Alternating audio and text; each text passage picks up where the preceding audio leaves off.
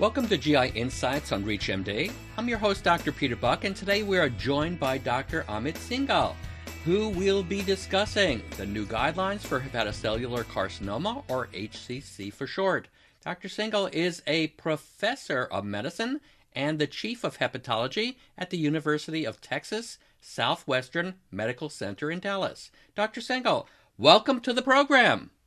Thanks, Dr. Buch, for having me. Very excited to be here. To start us off, Dr. Singal, should we be utilizing modalities other than standard ultrasound for routine early detection of hepatocellular carcinoma in cirrhotic patients?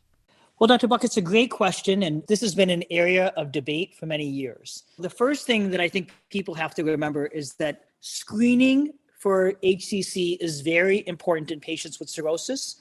There have been several studies that have shown a strong association between screening and improved clinical outcomes, including reducing cancer-related mortality. Now, how we perform screening has been, once again, an area of debate. There have been guidelines in the past that have recommended abdominal ultrasound alone, but more and more data have shown that ultrasound alone has insufficient sensitivity to find HCC at an early stage, missing over 1/3 of tumors at an early stage. So there have been increasing interest in adjunct biomarkers that can be used with ultrasound. And the one that has been best validated is alpha-fetoprotein, in short, AFP. Several studies have shown that when you use ultrasound and AFP in combination, you significantly increase sensitivity for early HCC detection. And this is offset only by a small decrease in specificity. So the overall accuracy of the two tests in combination is higher. And that's why the most recent guidelines will now advocate for using ultrasound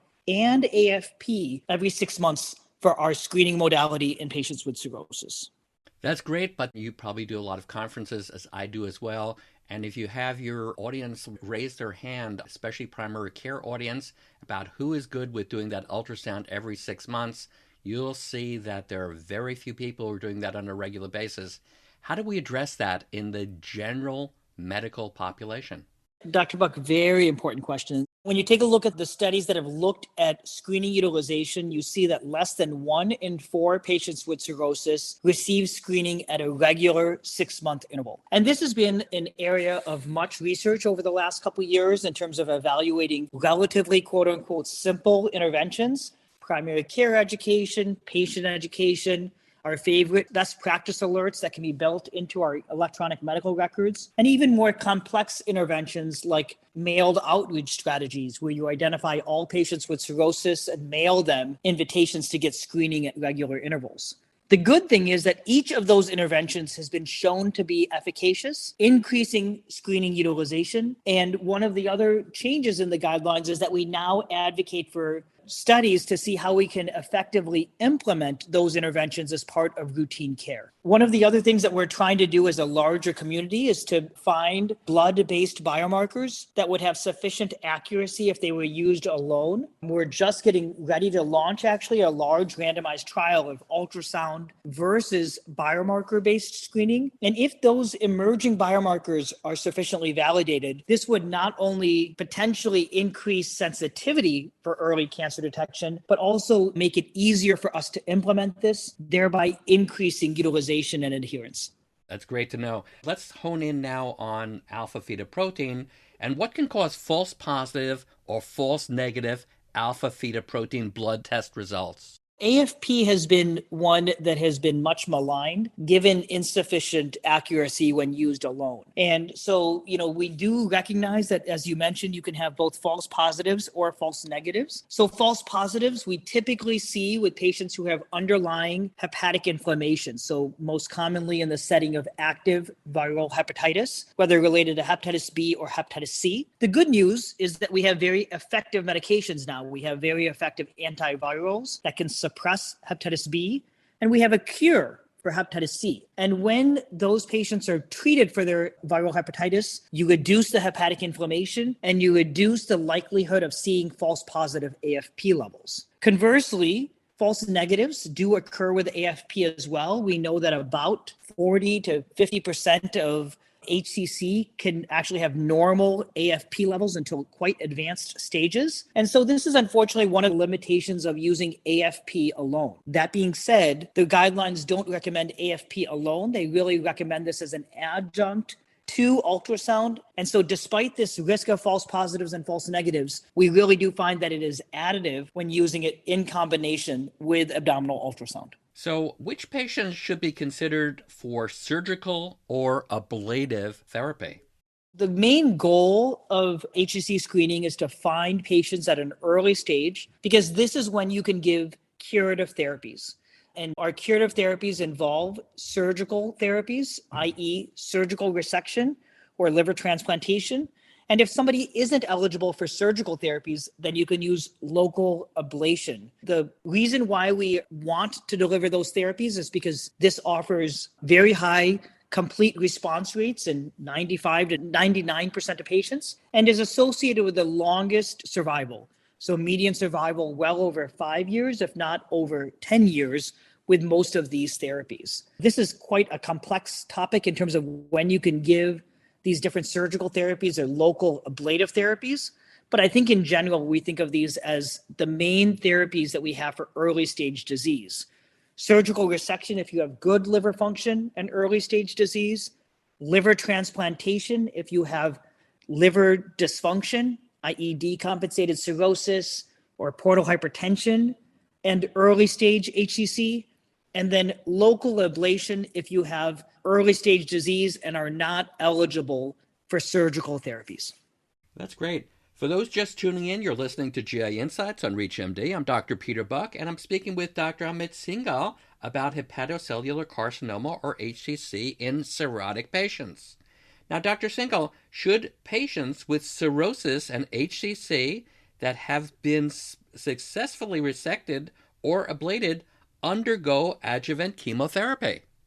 Dr. Buch, this is such a timely question because this has been an area of need for the field for several years. So one of the issues with local ablation and surgical resection is that it has a very high recurrence rate. So we just discussed that these are great therapies because they offer complete response and long-term survival.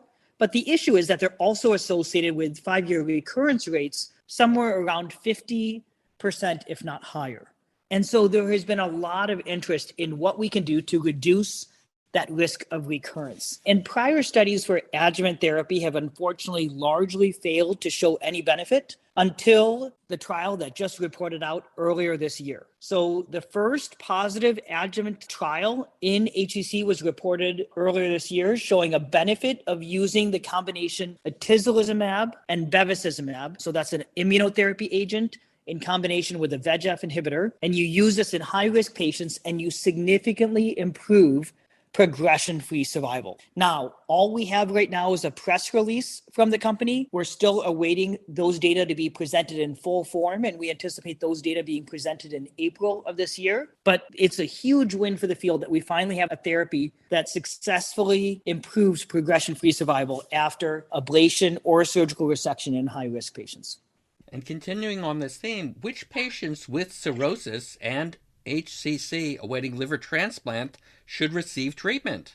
So we discussed also liver transplantation, an incredible curative procedure for patients with underlying liver dysfunction and early stage HCC, offers cure for the cancer, offers cure for the cirrhosis. But unfortunately, one of the issues with liver transplantation is the gap between the number of people who need a liver transplant and the number of organs available. So this unfortunately often results in prolonged wait times on the waiting list. And so we have to treat that tumor while we are waiting for that liver transplant to occur. And now for most of the areas in the country, you see waiting times at least 6 months, if not longer. And so we treat those patients with local therapies to control the cancer while waiting for the liver transplant. One of the things that we continue to need to do is encourage our patients, our friends, ourselves to be donors, because we really need to improve outcomes for cirrhosis as well as HCC. So hopefully, if we can increase organs, we'll be able to save more and more lives in the future. Perfect. Before we conclude, Dr. Singal, are there any other thoughts you'd like to share with our audience today? First, to reinforce the fact that screening is very important. This is really one of the main things that we can do as a medical community to improve HCC outcomes. This remains one of the few cancers in the United States that has an increasing mortality rate. And so we really need to do better at finding this cancer at an early stage when we can deliver curative therapies. And the other thing that I'd say is when we find these people with HCC, it's critical that we refer them for multidisciplinary evaluation, preferably in centers that can consider liver transplantation as a potential therapy for your patient. There have been several studies that show patients seen in large expert centers with multidisciplinary care have significantly improved outcomes, including improved survival compared to patients seen elsewhere. And I think it's always the hardest day in clinic when I see a patient with HCC who wasn't seen in one of those centers, was initially eligible for a curative therapy, and instead received non-curative therapies. And by the time they get to us, that window is unfortunately closed. So screening important, and a referral to multidisciplinary settings where liver transplantation is considered if you have somebody who's diagnosed with HCC. What an outstanding review of HCC. I want to thank my guest, Dr. Amit Singal, for sharing his insights. Dr. Singal, thanks so very much for joining us today. It was really a pleasure to talk about this. Thanks so much. For ReachMD, I'm Dr. Peter Buch. To access this and other episodes in this series, visit reachmd.com/GI Insights, where you can be part of the knowledge. Thanks for listening, and see you next time.